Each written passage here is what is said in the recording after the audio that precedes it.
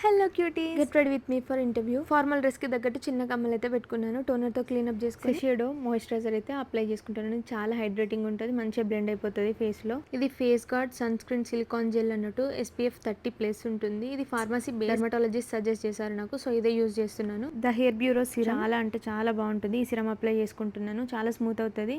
And చిక్కు తీసేసుకొని formal కి తగ్గట్టు పోనీటైల్ అయితే వేసుకున్నాను.